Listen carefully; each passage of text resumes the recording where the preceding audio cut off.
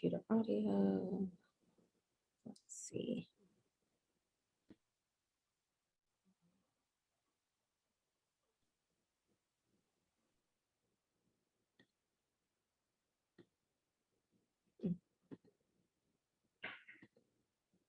Oh, okay.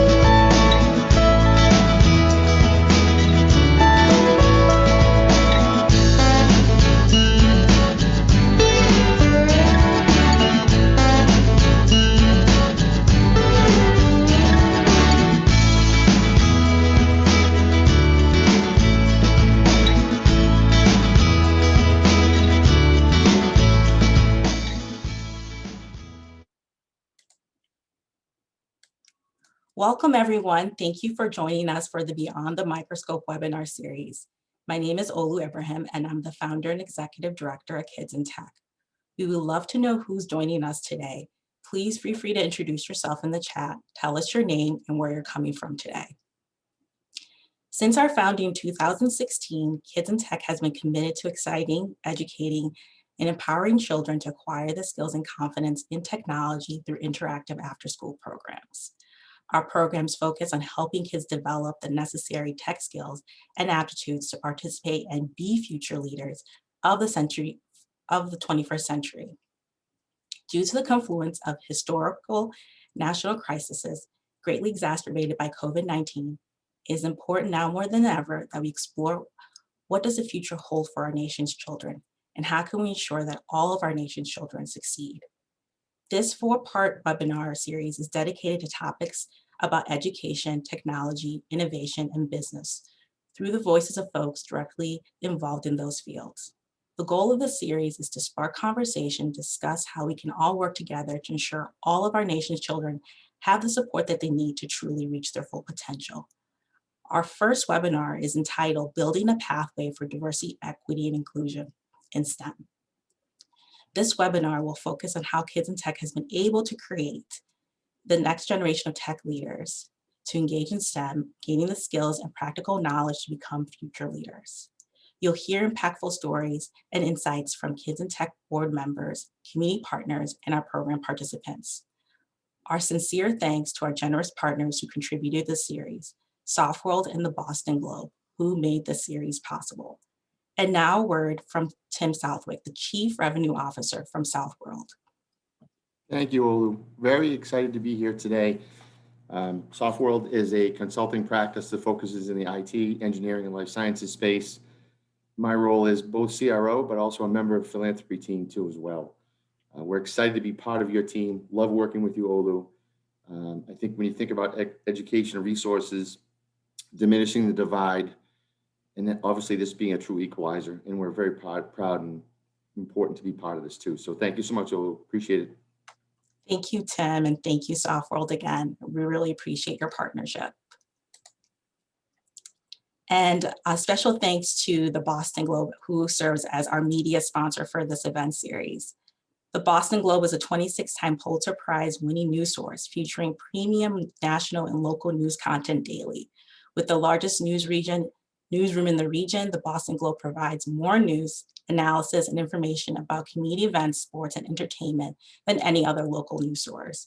The Boston Globe is proud to be the media partner for the Kids in Tech Beyond the Microscope series. Thank you, Boston Globe. Now it's time to dive into today's panel. Our inaugural webinar is entitled Building a Pathway for Diversity, Equity, and Belonging in STEAM. This webinar will focus on how Kids in Tech has been able to create a pipeline of diverse students to engage in STEM, gaining the practical skills and knowledge to become future leaders in tech and science.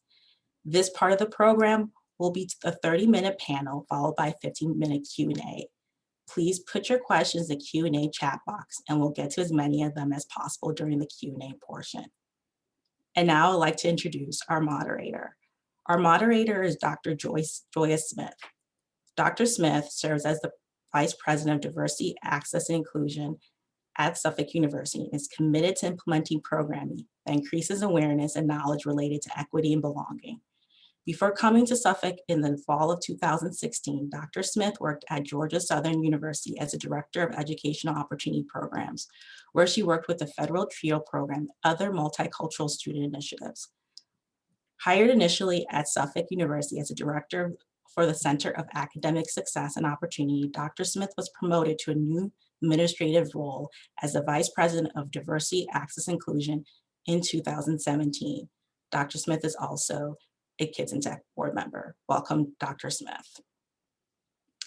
And our first panelist is Jennifer Balala. Jennifer is the Coalition for Better Acres Youth Development Program Manager and a lifelong resident of Lowell, Massachusetts, who is inspired by uplifting the community through education. Her focus is to educate our youth through after-school programming that allows for hands-on learning. Through this method, she strives to focus on social-emotional strategy for learning in order to adhere to the various stages of child development and different learning styles. She aims to educate our youth and society at large so that each individual can understand their own creativity to enhance an innate ability to serve the community within their own talents. Coalition for Better Acres, a community partner of Kids in Tech. Welcome, Jennifer. Our next panelist is Maria McDuffie Clark. Maria McDuffie Clark is a North Carolina native. She obtained her undergraduate degrees at the North Carolina State University in Sociology and Psychology. Maria later moved to Massachusetts to pursue her master's in community social psychology at the University of Massachusetts Lowell, where she's focused on learning the steps to develop civic engagement projects and systematically build community, as well as analyze the psychological trends that enhance positive social change. She currently works as a multicultural and international student services coordinator at the Middlesex Community College, guiding diverse students through the MCC enrollment process and engaging co-curricular activities centered around identity development, as well as exploring different cultures. Maria has fallen in love with the local community, and she serves as a board member at Kids in Tech. Welcome, Maria. And our final panelist for today is Lisa Freed. Lisa manages iRobot's STEM initiative focused on engaging students in STEM education across the globe and demographics. By visiting classrooms, bringing students to iRobot, and providing job shadow opportunities, the program inspires students in robotics and the STEM fields. On average, 50% of iRobot's employees participate in the STEM program, reaching over 60,000 students. iRobot is also the founder and lead organizer for the National Robotics Week, which hosts over 300 events in all 50 states annually. Lisa has been working in STEM outreach for over 25 years, including 10 as a New England regional coordinator for the National Engineer Week Future City competition. She's a registered professional engineer and a lead accredited professional. Lisa holds a civil engineering degree from Union College and a master's degree in landscape architecture from Harvard University. Welcome, Lisa. Dr. Smith, take it away.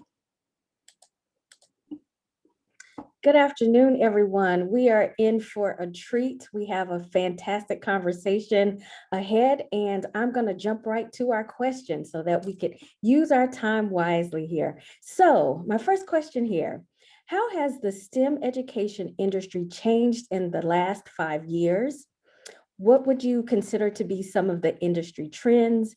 And then what are your predictions about what will happen in the next 5 to 10 years? So that's 3 questions, but if you could give us some insight on those, we would love to hear what you have to say.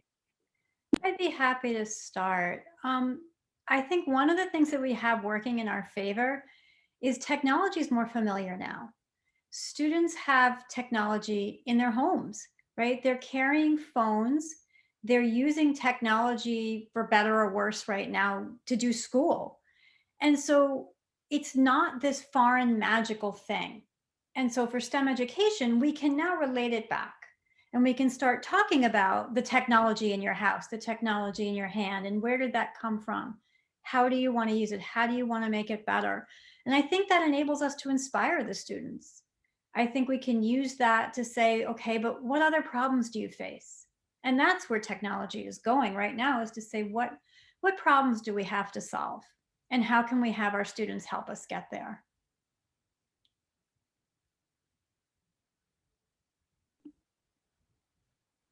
I totally agree with you. Would anyone else like to chime in on this question here?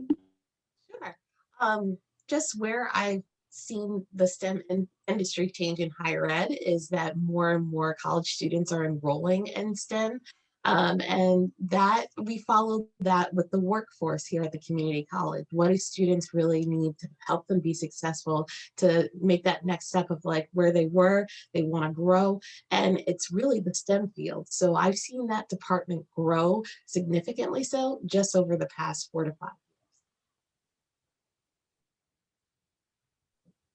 Yes, I also agree.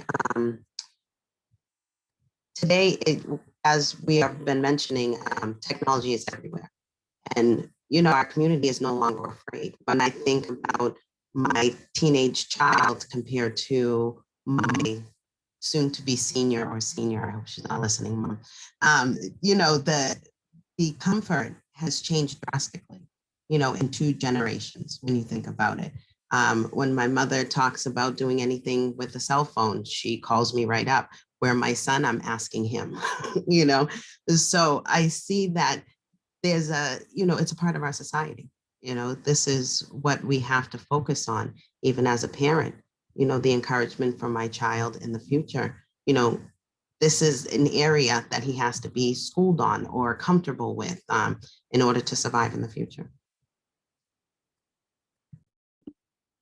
Thank you all for those compelling responses. It, reminded me that yes, technology is all around us, and for better or for worse, we're having to adjust to it, mainly because of the pandemic right now. We're really focusing in on that, and to think about how we have to be critical thinkers and encourage our young people to do that as well and prepare for the workforce. We don't know what it's really going to look like, but we have to inspire them to help us solve all these challenges that are coming.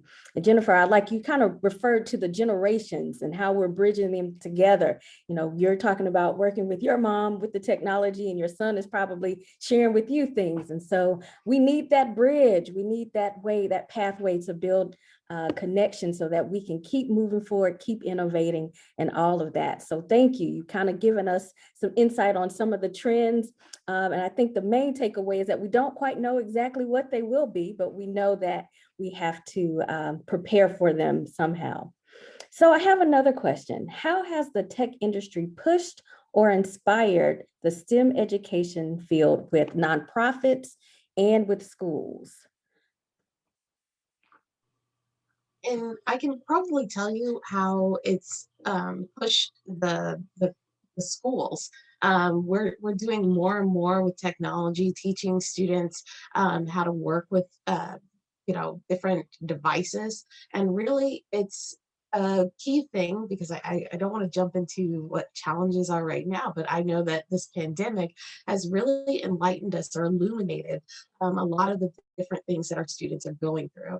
So just even the basics of logistics of typing, of getting a computer, a laptop, figuring out Zoom in this conference call, it's really much harder because from where my perspective, I have a multicultural center with student computers where I can help students one-to-one, to kind of help them figure things out.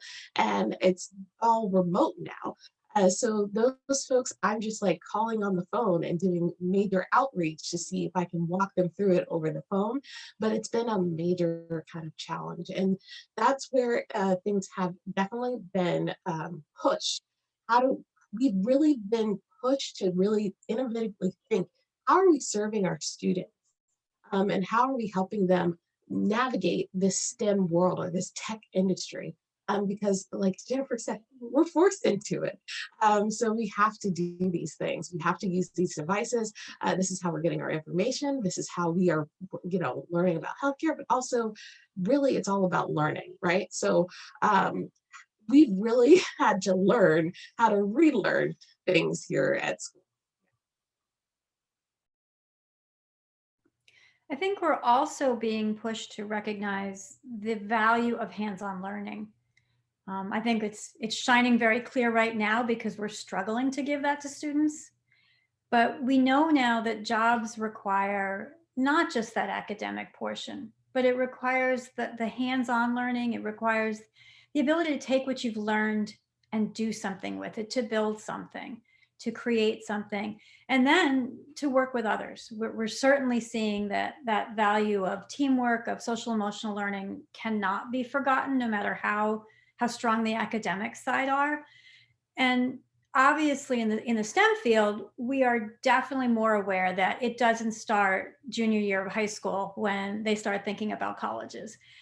People finally are realizing that we've got to inspire students from day one, right? From preschool all the way forward, that if we want to hire a diverse employee base, you can't just magically say, I'm going to go hire a diverse set of employees. We have to create the pool from which to draw. And that's why we need to start young and inspire them. Excellent. I agree with Lisa and Maria 100% in regards to schools and nonprofit.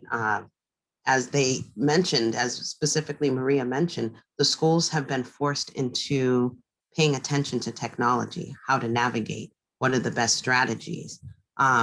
It has been a challenge, and we're not there. And so, but I mean, obviously the goal is to not give up and, go back to the drawing board.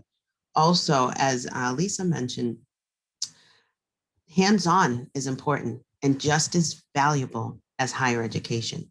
I think education is, I'm an educator. It's important. But it's, for your own mind.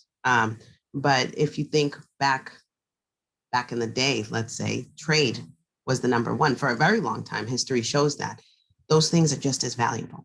Maybe a person doesn't need a bachelor's degree in computer science when they've had some courses or even a certificate in computer science and can make their living to their standard. When it comes to social emotional, Lisa hit it tenfold. It's about from the beginning. Let's see who our children are. Let's help them navigate to their natural way, instead of kind of, forcing them into a certain path. Let's figure out the best way that we can show them and put and the hands-on, but also again, we can do these things virtually in an aspect. We have to go half trade and, higher education, the same as, hands-on and virtual. We can do this. And I think when it comes to nonprofits, as what I do, starting to think about what is the school not providing? What can't they provide or haven't gotten it yet or don't understand, how to do these things. So we offer kids in tech programs, we offer cooking classes, and then out of that, we realize that the basic skills still in tech need to be taught to even most of our children. And I just want to add, not that it's happened yet, but we've started to really pay attention to what these bigger tech companies are doing, which is they're educating their own employees right now. Folks like who need jobs right now, they're just jumping into the field. And not that that's a bad thing, but that's something for us in education to really think about and really consider because, instead of taking 2 to 4 years to complete a degree, what are these shorter programs that we can do? So that's another thing that has just pushed us. So thank you, Jennifer, because that brought that to my attention. You all have shared some really powerful points there. We have to start early. That's the one thing that I heard.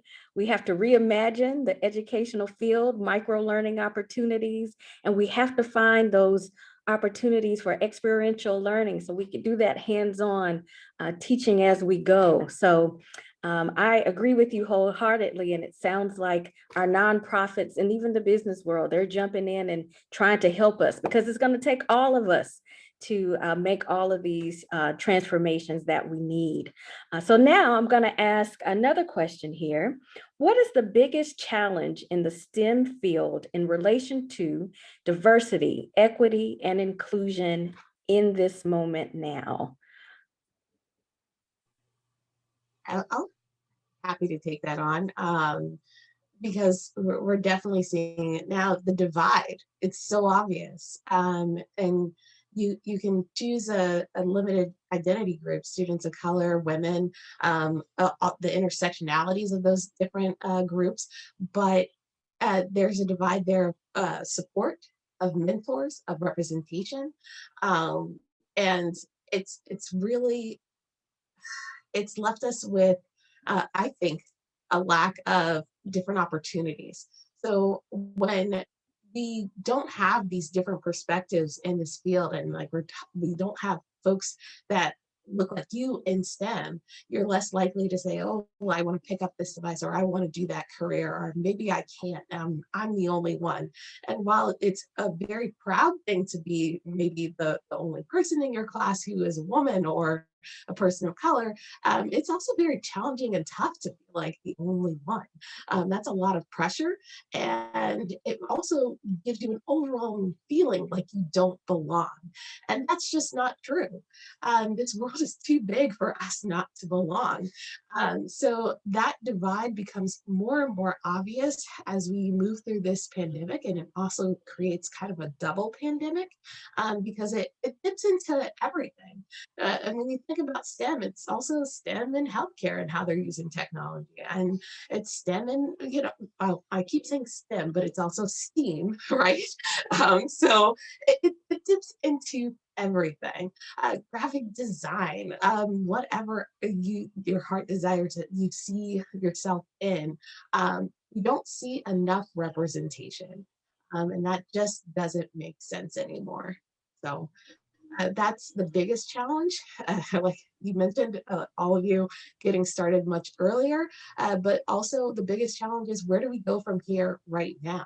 And a lot of that has to do with, um, mentorship, having the after school program like Kids in Tech, which is why I'm so dedicated to it. And I know a lot of the joy that everybody is. Um, but really, it's what do we do now that we know all of this? How do we approach it? And so that's one of the biggest challenges. And I'll let I couldn't agree more. I mean, that divide became so clear with the pandemic. And if people weren't paying attention before, I certainly hope they are now, that we have students without Wi-Fi. We have students that, I work with another program very similar to Kids in Tech that was driving around and finding their kids, in fast food parking lots because they wanted to do their schoolwork. So that all became really clear. So we need to work on that. Some of the companies are addressing that, but we have to work harder. I think the other challenge that we have to decide is how do we meet them where they're at? And how do we give them the right role models? If we're asked to speak, as a robot at a college for their Society of Women Engineers, I can't send 5 men over to talk to those women. That is not the right way to do that. And that applies for every demographic and for every visit. Think about where we're going. Think about who the audience is. Remember public speaking, the first thing they said is know your audience, right? Well, know your audience and make sure they get the right exposure. Make sure they get the role model that's going to work for them. And then you also mentioned it right there. Talk about all the careers. We're very, very single focused on they should be an engineer. Well, maybe they don't want to be, but maybe they can take that background and do something else. And I think that's a super exciting opportunity. I was on a call the other day with a bunch of our data scientists. None of them really went to school for data science because it didn't exist, but they learned to take their background and create the career that they're in right now. So exposure, meet them where they're at. Yes, agreed, 100%. When it comes to diversity, equity, and inclusion, I know it's a new term, right, for everybody. A lot of people don't even really understand what that is. Unfortunately, I think in a society, fortunately and unfortunately, I think we are focused on the diversity, which is important. We've been fighting for it for a long time, in our society. We know what it is. And it's necessary, even though the representation is still not there as it should be, because people are people. And it doesn't matter your culture or, background. We all have thinking minds and we can all bring something, depending if we're guided right, as we mentioned before, and given the same opportunity. And then you think about equity. Equity it doesn't have to involve just different cultures and different backgrounds. It has to involve different learners. And, everybody does their thing a little way different, and we have to realize that, we're here for a goal. And if Jennifer and Maria are on the same, and Lisa, and we're on the same team, but we, just like we're doing right now, we're giving our different aspects to one common goal. It's that simple. We do it, but I just don't think that we're putting it into our society in the right way. Corporations, in order to function and run properly, what does the employee think? How can the employee best do their job? That's equity, and that's a beginning of, making an equitable, strategy. And then inclusion, it wraps it all up, doesn't it? Once these things are happening, we recognize diversity, we accept diversity, we nurture diversity. The same with equity. We're all included because it doesn't matter. We're all in it together. So, I mean, it sounds cliche, but it's that simple. It's that simple. And just to treat everybody the same way, to treat others the way we want to be treated. I mean, it's that simple.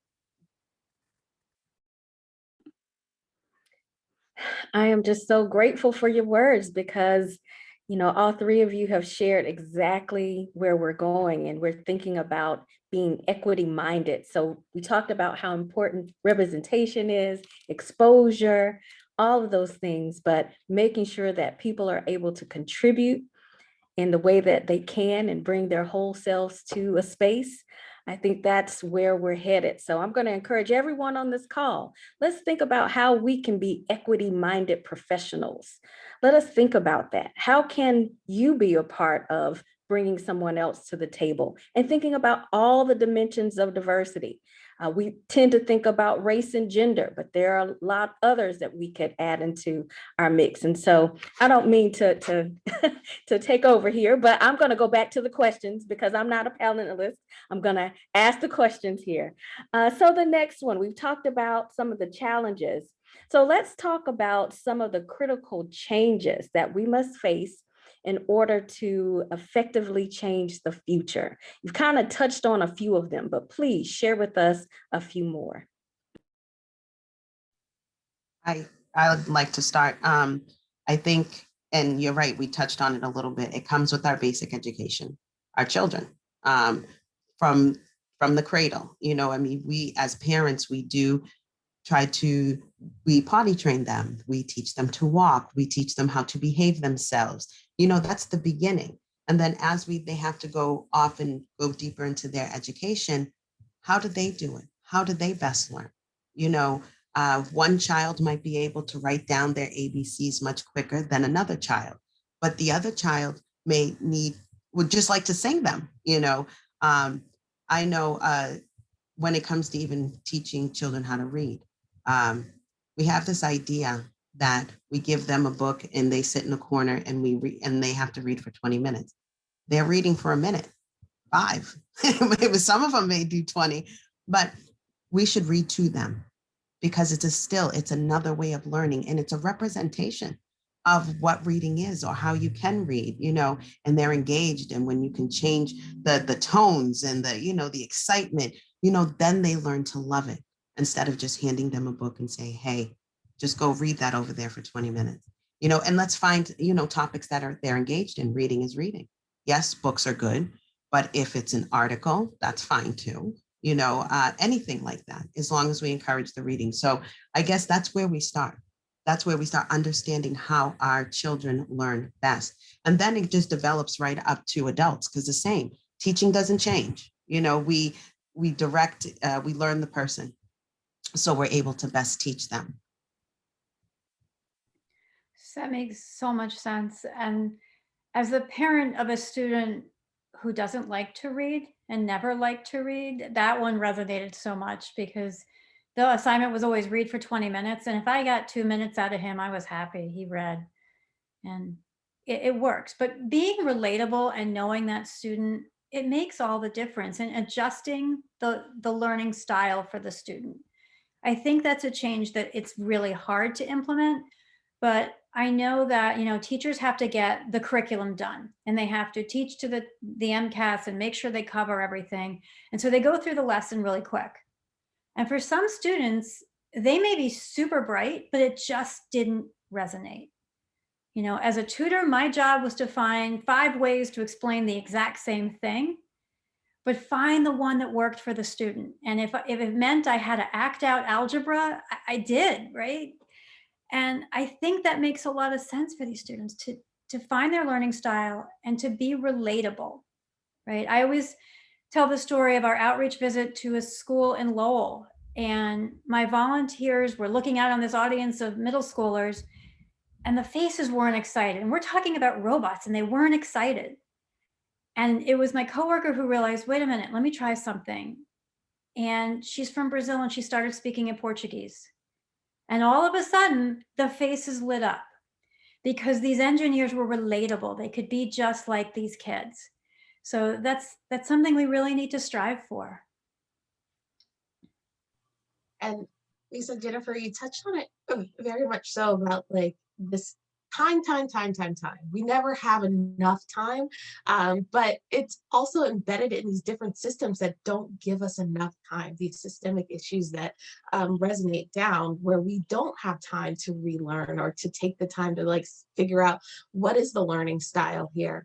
It's just mostly, and I know definitely in K through 12, you got to get it going and you got to get out of there.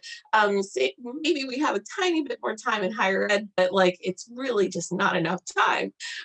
And so really those things are key and critical to folks. Really, that's the change that we need, and we need to approach it at a bigger level.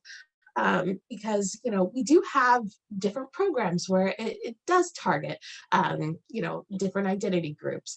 We do try to be intentional about the success rate where we know the gaps are, but really the critical changes aren't going to happen until those systematic changes happen. And how do we approach those together? And I think really just addressing it, making this illuminated, like, these issues like really clear is going to help us. And really people, once they know, once the light is out there, you can't unsee it. You're just like, okay, we got to do something about this right now. And so let's get together and know, again, it's very cliche, like you said, Jennifer, but we're all here together and we have to do it together or else we're still going to just be stuck. And so it really, I hear, especially from this past year, all of the frustration, right? We've all heard the frustration, and a lot of it stems back from these systemic issues that are really the key critical way that we need to change in our society. So, and not just here in the US, but all over, because I know those issues are not unique. So Like to add one more piece, absolutely. And I think we should think about when we're talking about this time and pushing our kids through to learn, they're little people, and that's a lot of stress on them. And more with the drastic change in learning, some do thrive, some don't, but even those who are thriving, the drastic change and the fact that our educators are uncertain how to deliver the education, we're causing our children stress. And this is taken away from their childhood.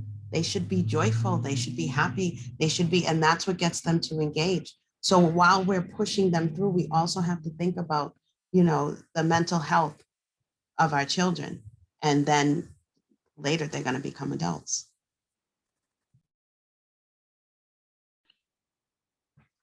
Pretty powerful points there, thinking about mental health, learning styles, and all the rest. Thank you all for those insights and your perspective. We're going to now move to our last question, which asks, what is the number one way we can make a substantial difference in STEM education as it relates to our individual contributions? I definitely would like to jump in on that. What I always tell my child and all the children that I serve, or all my children is what I usually say, is, be the change you want to see. So when you know something is unfair, don't engage or don't counteract in the same way. We want to, but we can't act on just pure emotion alone. There's always that balance.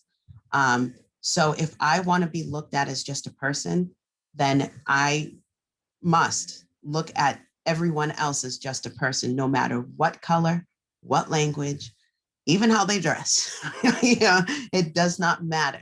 I have to do that. I have to be certain that, the way I think is not the way everybody thinks. And then I also just try to include anyone. If you want to come along and, be a part of what we're doing, please do, because you might be able to bring that perspective that nobody else in the group had, or, in the community. So the cliche, we're all in it together, right? If I could, I'd like to follow up on that because I totally agree. One of the things I think that will foster more change is to listen. It's all of our jobs to listen to everybody.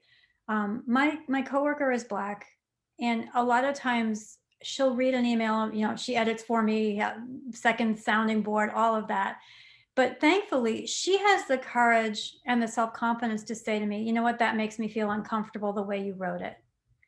And it's the difference between who I am and who she is. And I value that advice so much. So we all have to listen, because, whoever it is may point out something that you just aren't aware of, the unconscious bias, the way you're saying something, or that maybe we could just say it in a more appealing manner so that we can inspire everybody. So my big word is listen. Thank you, because that's really, I love being a part of this panel and getting to know you, Lisa and Jennifer, like so much, because it just does help me feel like, I'm not in this alone. And I think that's one way that you can feel like you're making substantial change. You're not in it alone. There are other people who are working at this, and you just need to join together. And I had a really good mentor once, because it does seem overwhelming. You do seem like you're just in this, like, am I crazy? What's going on? But she said, Maria, reach out your hand this far. As it seems big, but reach out this far. How far is your reach? And just think about how far your reach is, because it's probably further than you think. You probably think that you can't do this or you can't do that, and you can't make change here. But if you think about your circle of influence and who's there, who can you impact? You probably have a further reach than you know. And I've had to sit and reflect on that, about how far my reach is. And, as I grow my profession and meet folks in Lowell, because I love that community, the reach goes further and further, and you meet people who are in this to make the world better, because that's what this is all about. The STEM is not just one little corner or percentage of the world. It affects all of us. So that's something to think about. What's your impact? What's your reach? So I am empowered by your words. One thing's for sure, we're in this together. We have to listen and be receptive and willing to gain that feedback when we get it. And then we have to really engage our sphere of influence.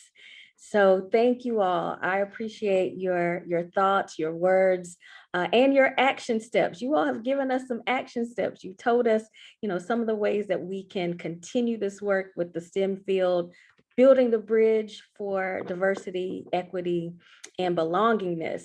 We've been saying inclusion, but we're striving for that belongingness piece. So I just want to thank you all for a lovely panel discussion. I told everyone we were in for a treat.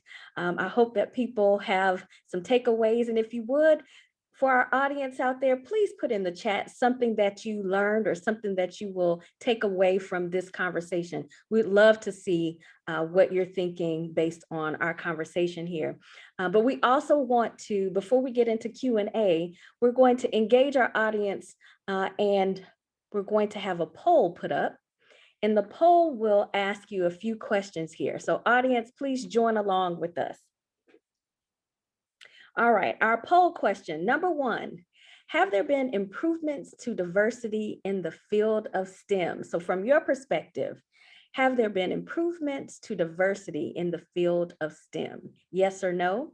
Our second question, has your company or organization made a statement or made actions towards increasing diversity, equity, or inclusion?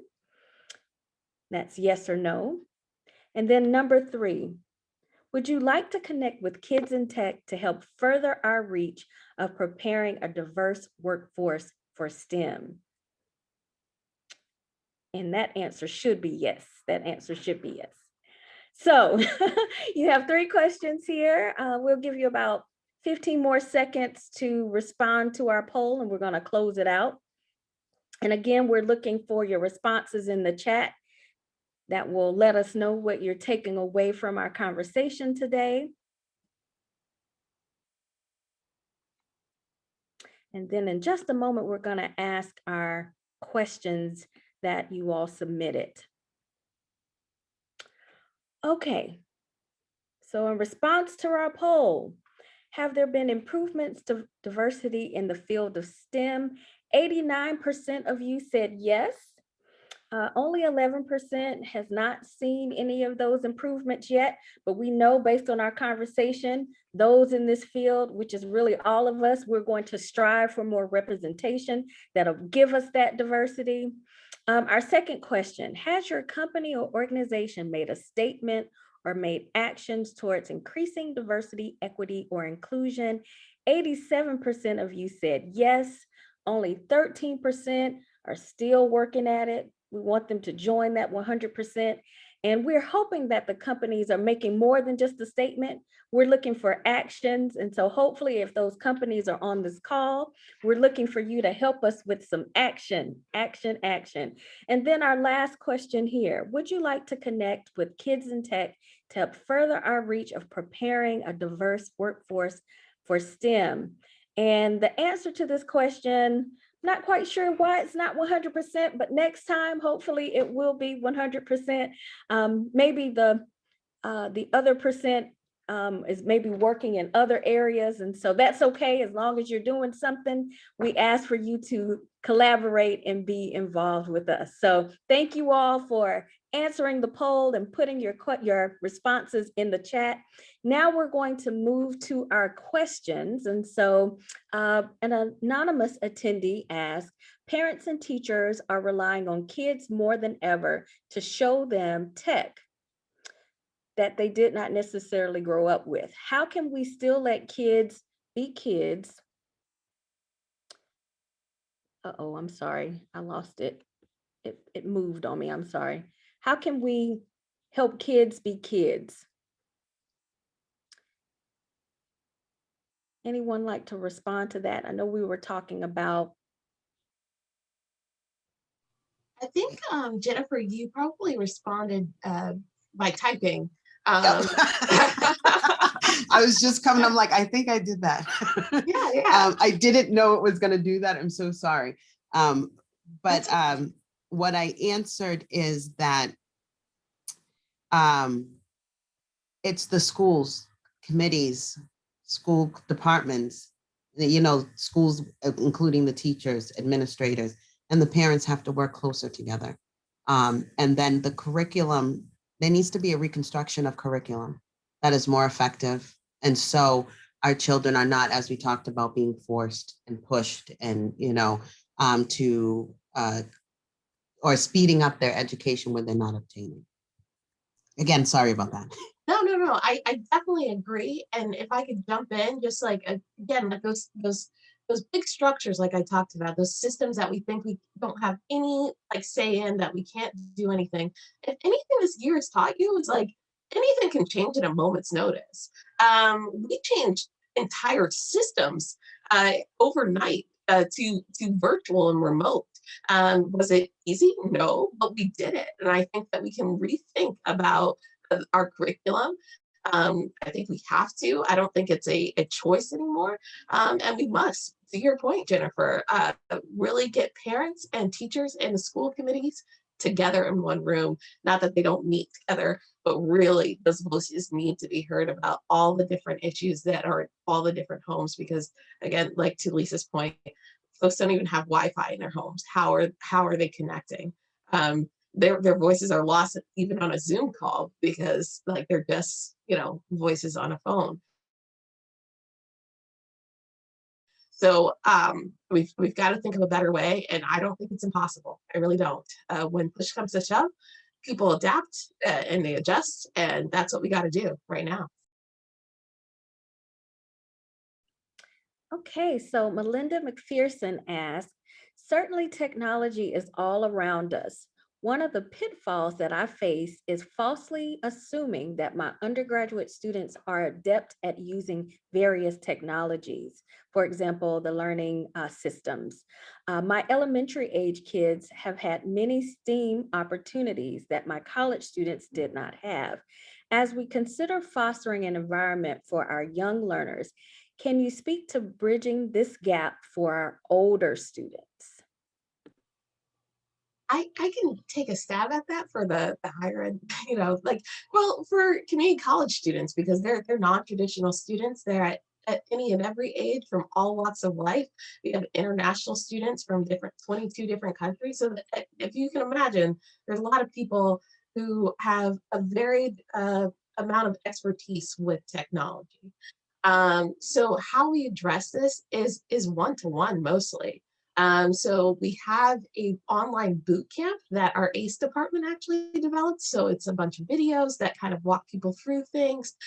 We also have the resource centers, a STEM pathway center, folks that like are here and dedicated to help students one-to-one, give them a little bit more time. I'm not going to say we have an infinite amount of time because they're still struggling with that, but more time. And I think that's what we're doing to bridge that gap, is just how do we address these issues? And really looking again, I can't say it enough, relearning how we're doing things and how we're serving students, especially older students, and getting them the technology and devices that they need. I think we gave over 250 Chromebooks to our students this past year. We had so much that we were trying to help them with, just to get through this pandemic. I'd like to add to that. I believe that um, lovely first step in bridging that gap is when our high schoolers enter high school, let's give them basic typing classes. Let's give them basic computer literacy classes. My son is in the 10th grade, and I was trained myself when I went to high school because I wasn't of the time when we had computers in the classroom.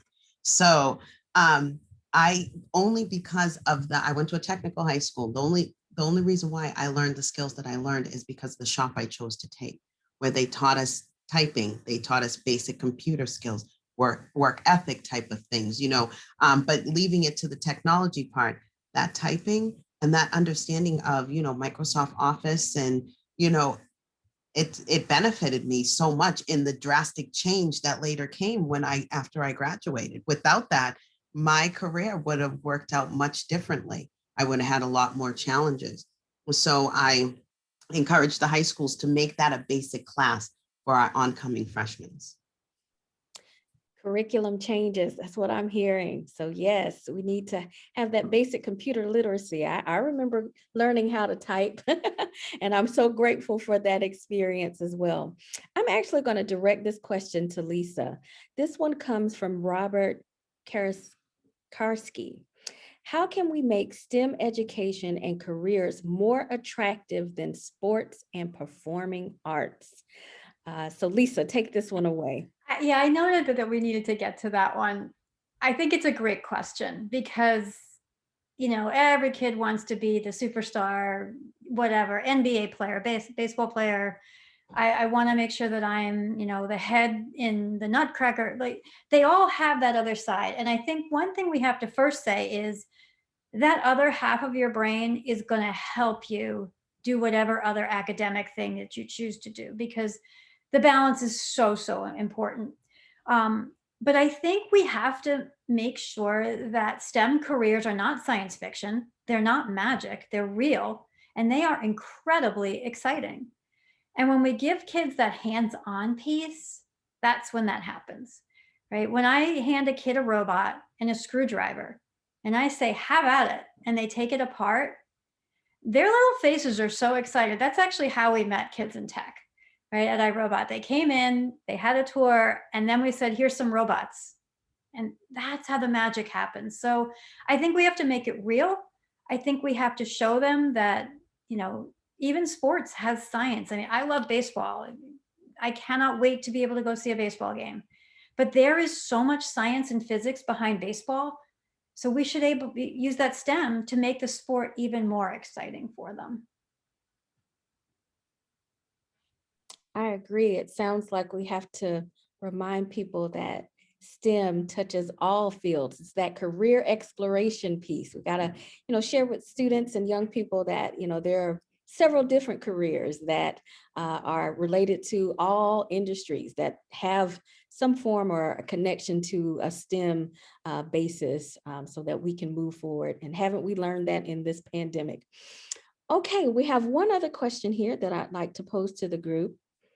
Do you see a growing trend in opportunities for youth or young adults and experiential learning through paid internships, summer jobs? Which companies tend to offer these opportunities? So we're thinking about helping young people to get these experiences. Anyone have some insight on that?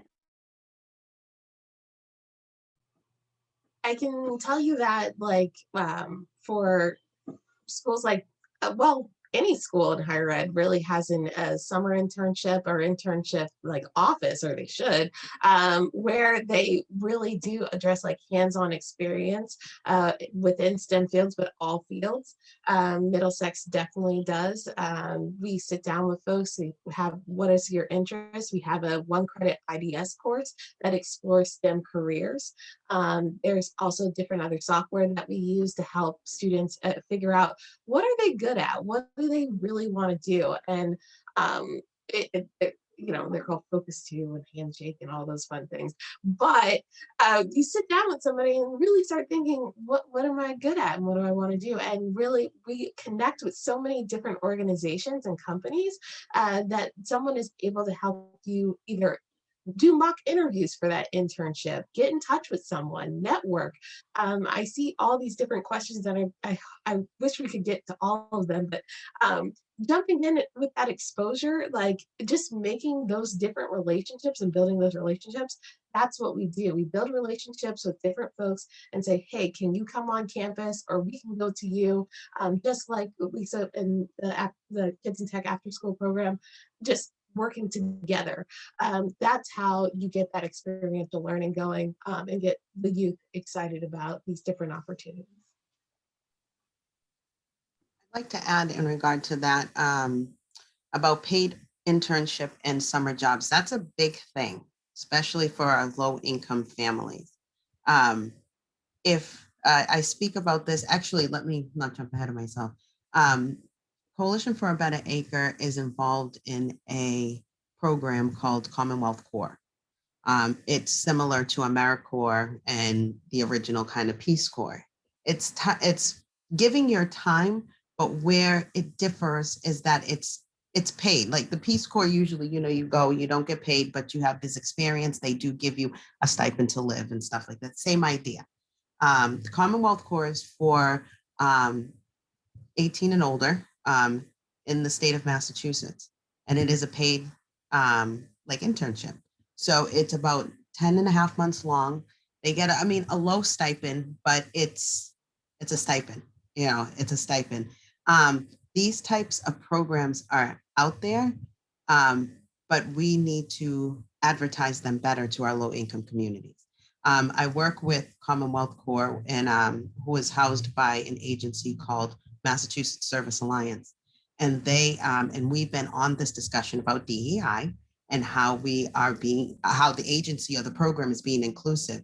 And that was some of the things that our host site committee was speaking on, is that we need to get it out there to not just, kids from our affluent societies, which a lot of these programs were usually pushed to.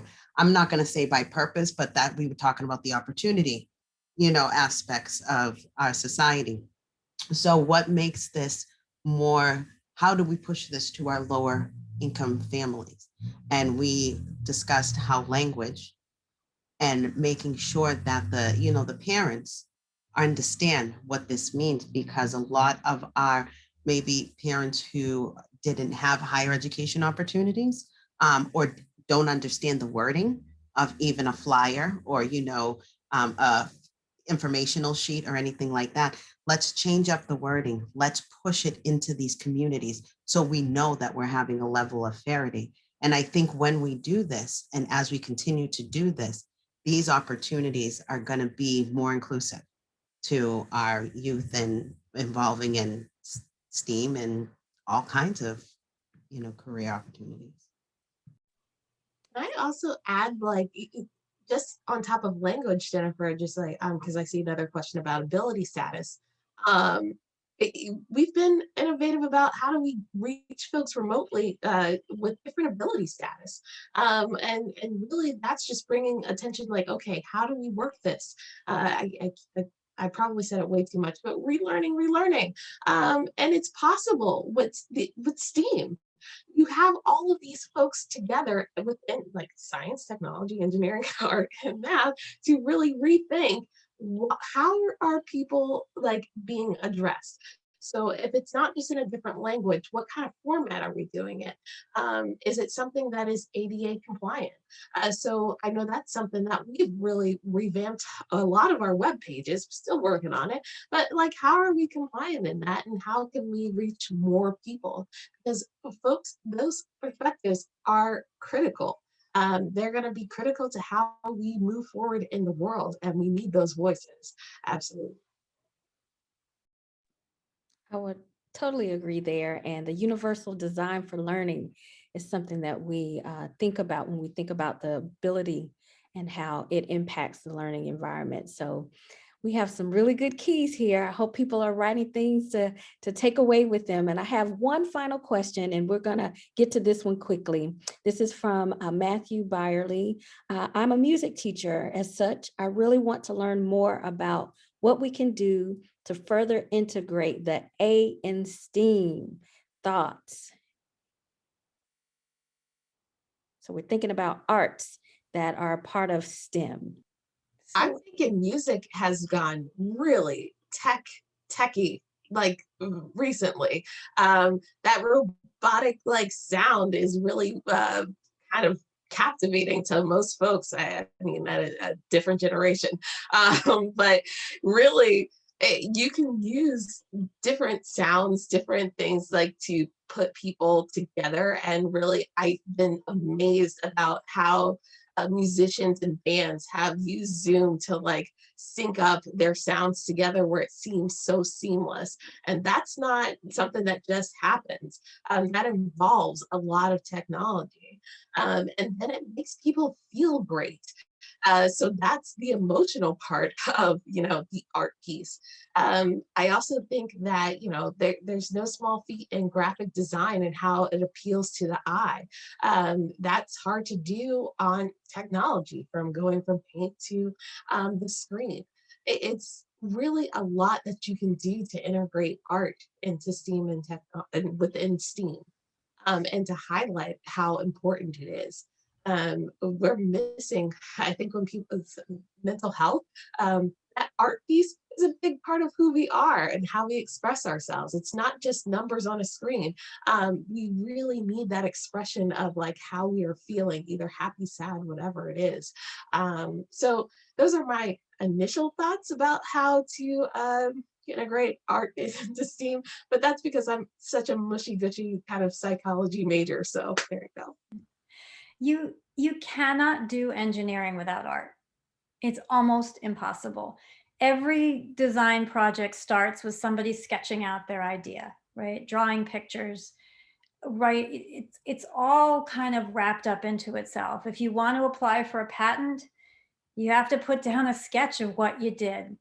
So I think stressing that, I mean, and if you even want to go to the flip side of that, we're iRobot. We make robots, but we have graphic artists on board. We have a lot of people with an art background. We have people whose entire job it is to figure out what is this robot going to look like. And if the number of hours that go into picking the color of the top of the robot, right? So show where it all kind of wraps together. And we often say that writing code, that's art, because there's a rhythm to it. It's a lot like music. So there's a lot of intersections.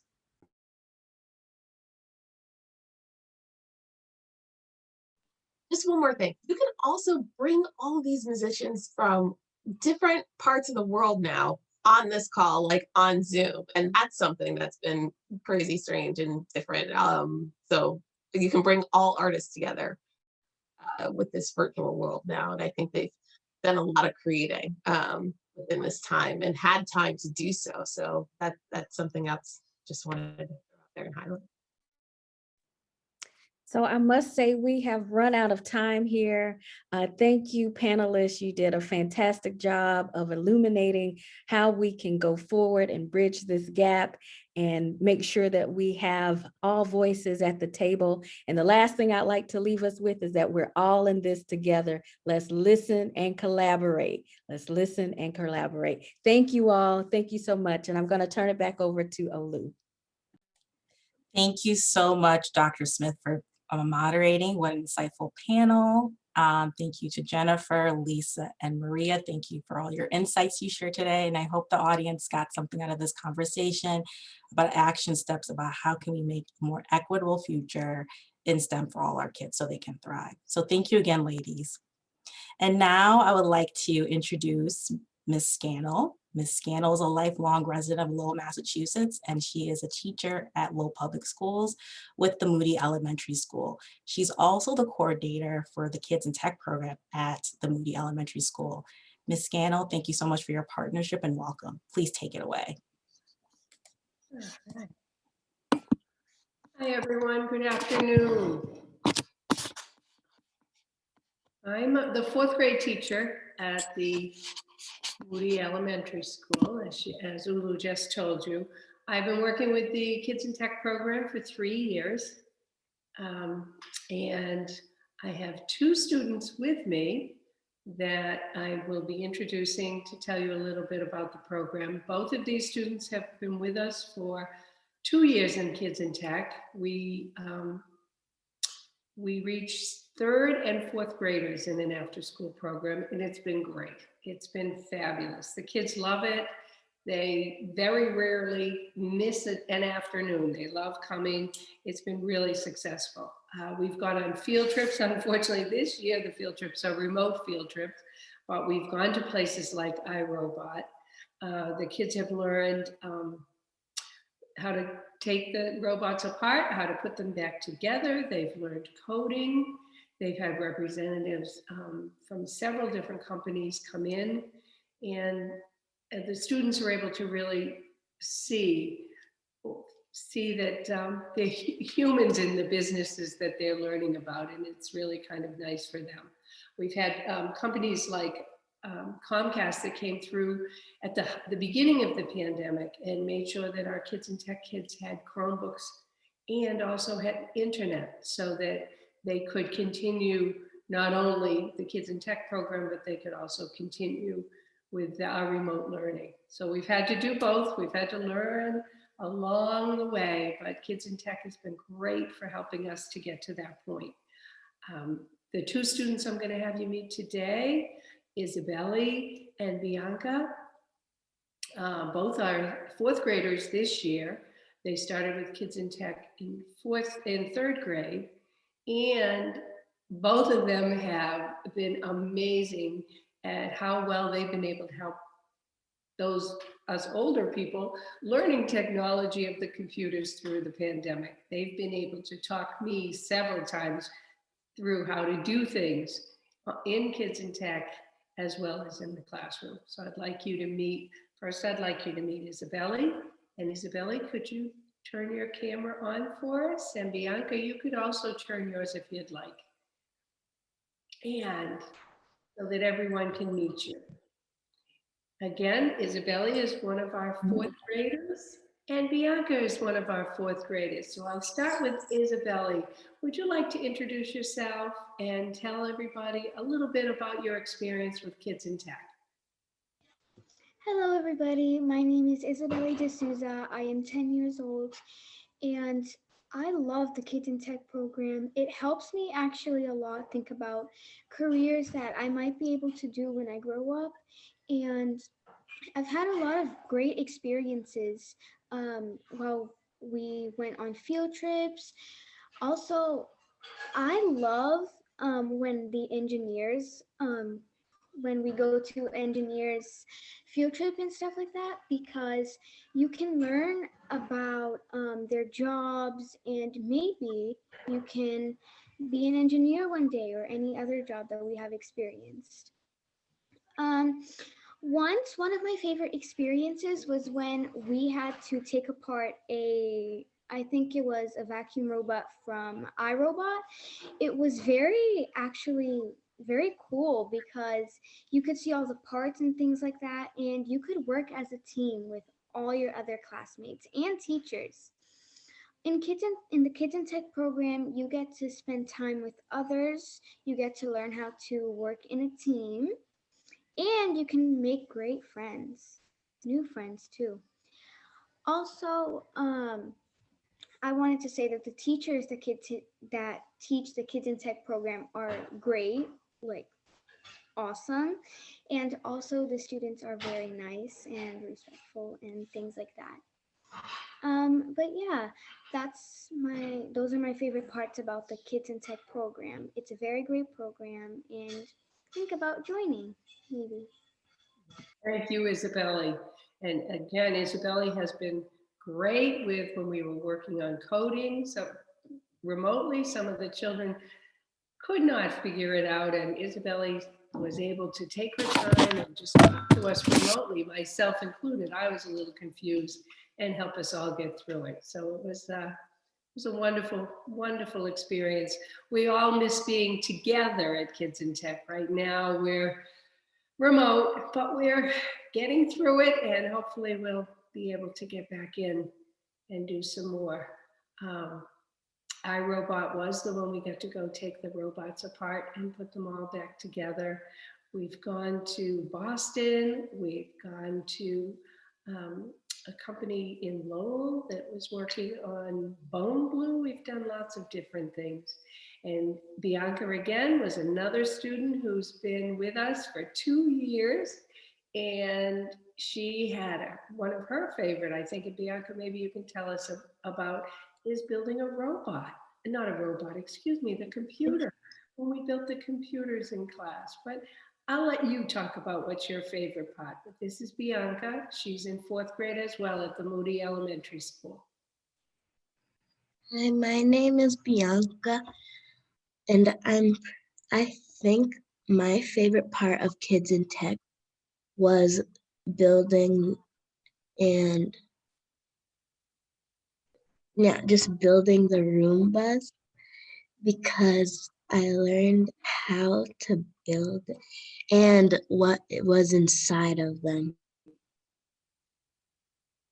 And Kids in Tech is a really program, and I have a bunch of friends that go to it too, and it's really fun.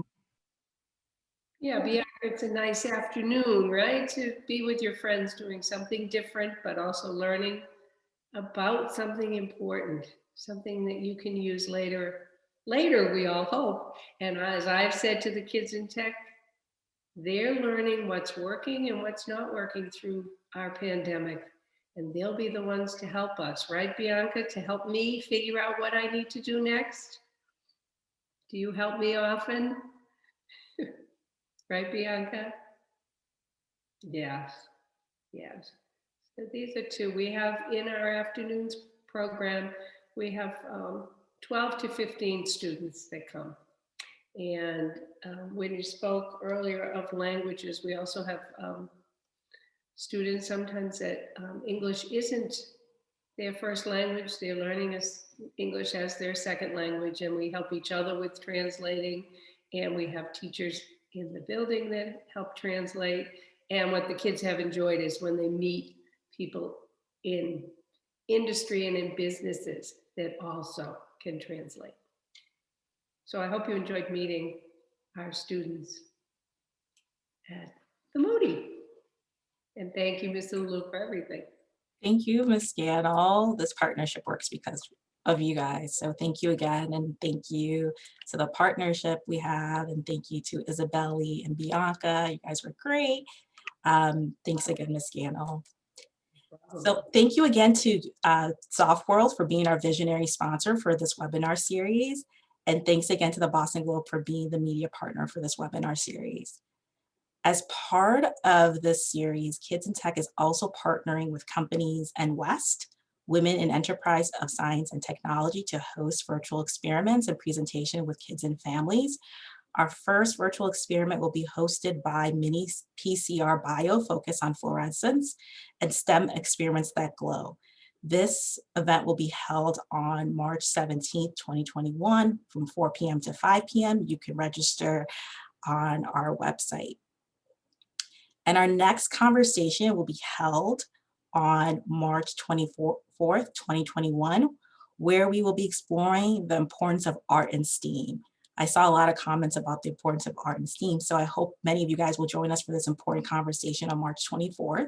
Where in this session, we hope to take a closer look at how we can engage the creative brain through arts education and how it can enhance and improve more traditional STEM education. This panel will be moderated by Veronica Chow, who is the Deputy Managing Editor for Living Arts for the Boston Globe. For these upcoming events, you can register on our website. Thank you, everyone. We really appreciate you being here today for our first webinar. Thanks again for joining us, and I hope you'll join us next time. Have a great day, everyone. Bye now.